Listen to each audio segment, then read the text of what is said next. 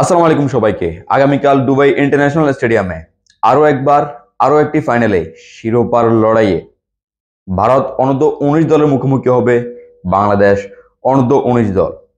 ভারত এবং বাংলাদেশ অনূর্ধ্ব 19 দল কিন্তু দিন দিন চিরপ্রতিদ্বন্দ্বী হয়ে উঠছে মাঠের লড়াইয়ে, কথার লড়াই এবং একটা টান টান উত্তেজনা, চাপ মাঠে হয়ে থাকে সব সময়। আর যেটি শুরুটা কিন্তু 2019 এশিয়া কাপের যে ফাইনালটি ছিল, অনূর্ধ্ব 19 এশিয়া কাপের ফাইনাল, সেখান থেকে শুরু হয়েছিল। যেই ম্যাচে ভারতকে বাংলাদেশ 106 রানে অল আউট করে দিয়ে তার জবাব দিতে নেমে 101 রানে বাংলাদেশ অনূর্ধ্ব 19 দল অল আউট হয়ে যায়। সেই ফাইনালটি বাংলাদেশ হেরেছিল 5 রানে।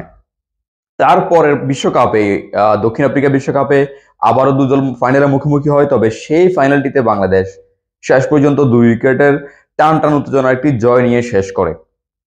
আর তারপর থেকে কিন্তু দুই দলের টান টান উত্তেজনা, চাপ এবং চির প্রতিদ্বন্দ্বিতা সেটি কিন্তু দুই দলের মাঝে সব সময় বিরাজমান। যদিও এই দুই দলের যে মুখোমুখি লড়াই সেটি অনূর্ধ্ব 19 লেভেলের শুরু হয়েছিল 2000 সাল থেকে। প্রথম মোকাবেলায় বাংলাদেশ ভারতের বিপক্ষে হেরেছিল, এরপরে দ্বিতীয় মোকাবেলায় বাংলাদেশ জিতেছিল।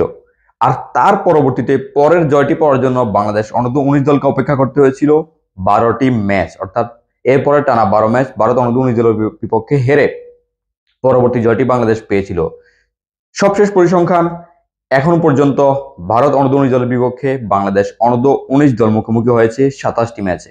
একটি ম্যাচের কোনো ফলাফল ছিল না। 21টি ম্যাচ ভারত অনূর্ধ্ব 19 দল জয় পেয়েছে এবং 5টি ম্যাচ জয় পেয়েছে বাংলাদেশ অনূর্ধ্ব 19 দল। সর্বশেষ 10 মোকাবেলায় 6টি জিতেছে ভারত অনূর্ধ্ব 19 দল, 3টি জিতেছে বাংলাদেশ অনূর্ধ্ব 19 দল। আর যে একটি ম্যাচ ফলাফল হয়নি সেটি সর্বশেষ 10 ম্যাচের ভিতরে।